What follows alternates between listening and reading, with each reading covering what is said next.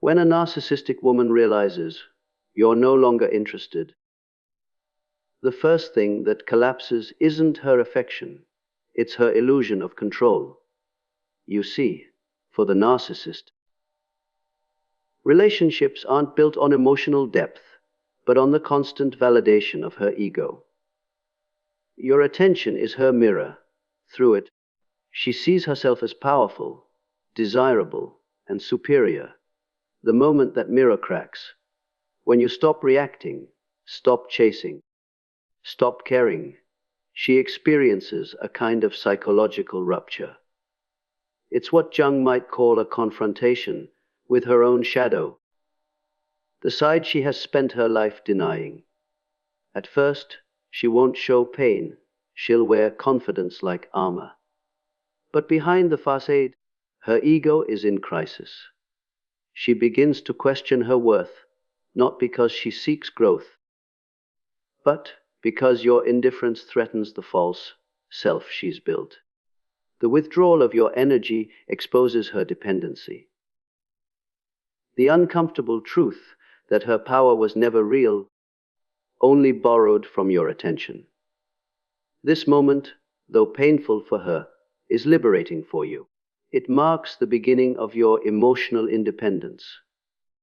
Remember this: the greatest blow to a narcissist is not anger or revenge. It's the quiet power of your disinterest. When her ego feels the shock of losing control, she doesn't retreat quietly. She shifts into strategy. The narcissistic woman's instinct is not to reflect, but to regain dominance. You'll notice sudden changes in her behavior, unexpected warmth, nostalgic messages, or exaggerated apologies. It can feel like she's finally awakened. But it's not self-awareness. It's manipulation disguised as affection. Her goal isn't reconciliation, it's reactivation. She wants your emotional attention back because, without it, her identity feels hollow. Psychologically, this is a survival mechanism. The narcissist cannot tolerate emotional irrelevance. She thrives on reaction, whether it's love, anger, or confusion. So, she re-engages not to connect, but to control.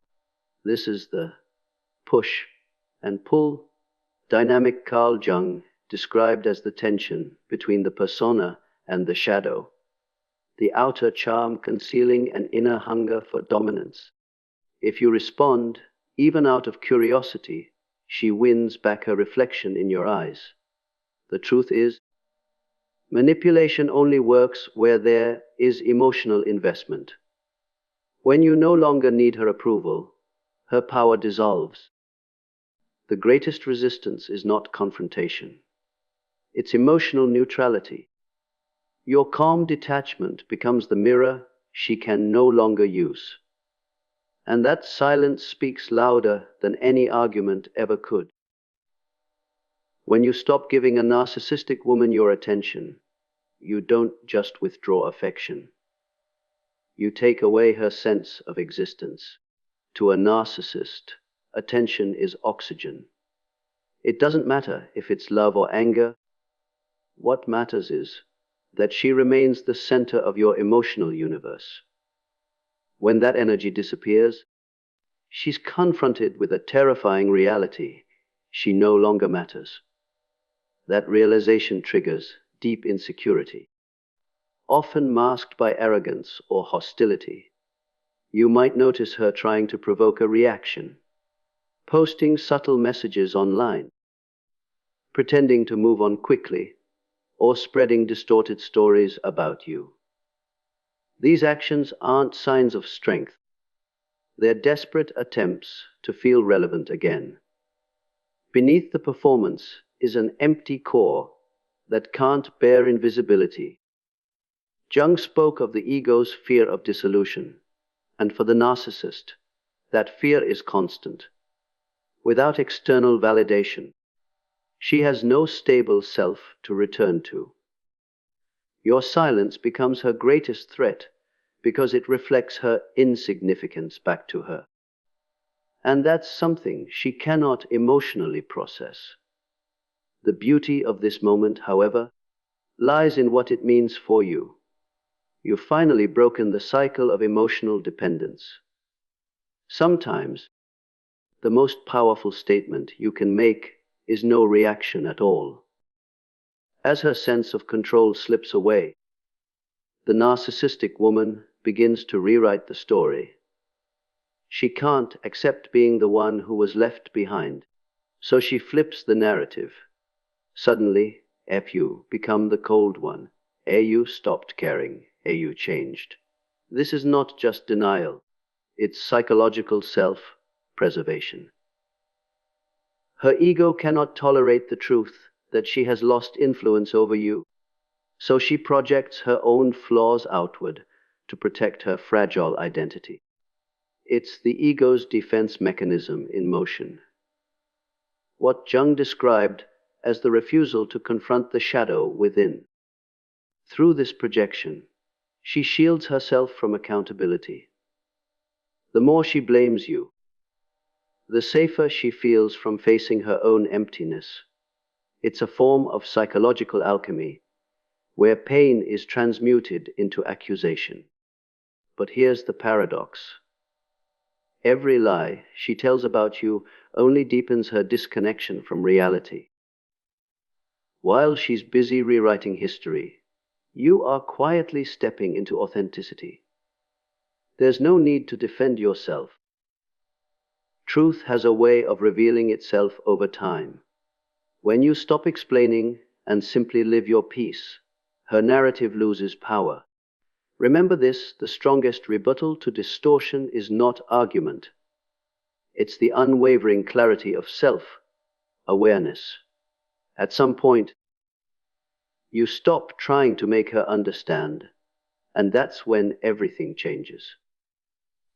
The moment you detach from the cycle of explaining, defending, and proving your worth, you reclaim something she could never give you: inner peace. This is the rise of your authentic self, the part of you that no longer seeks validation through chaos.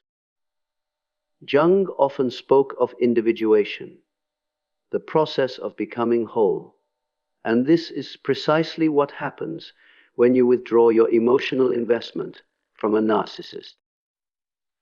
You begin to recognize that her power was never real. It existed only in your reaction to her. Your silence becomes strength. Your boundaries become protection, and your calmness becomes liberation. The narcissist interprets your stillness as arrogance or cruelty, but it's actually the purest form of emotional maturity. You've stopped participating in her illusion of control. This shift is not about winning or losing. It's about transcending the game altogether. When you choose peace over provocation, you break the unconscious contract that kept you bound to her drama. And in that quiet realization, you discover something profound. Freedom isn't found in fighting the narcissist. It's found in no longer needing to. Eventually, the narcissistic woman realizes that her attempts to control you no longer work. She may still try to provoke a response, but the energy she once drew from you is gone. The connection that once fed her ego has dissolved, leaving only silence. To her, that silence feels like death, a void where her reflection used to live. But for you, that silence is rebirth. It's the moment you step out of her psychological maze and return to yourself. She will likely move on to new sources of attention, seeking to rebuild what you've taken away, validation. Yet, deep down, she will always remember the one who refused to play her game, the one who walked away without hate, without noise, and without needing revenge. That memory becomes her quiet defeat. And this is where you find closure, not through her apology, but through your own transformation. You've learned that peace doesn't come from fixing the narcissist.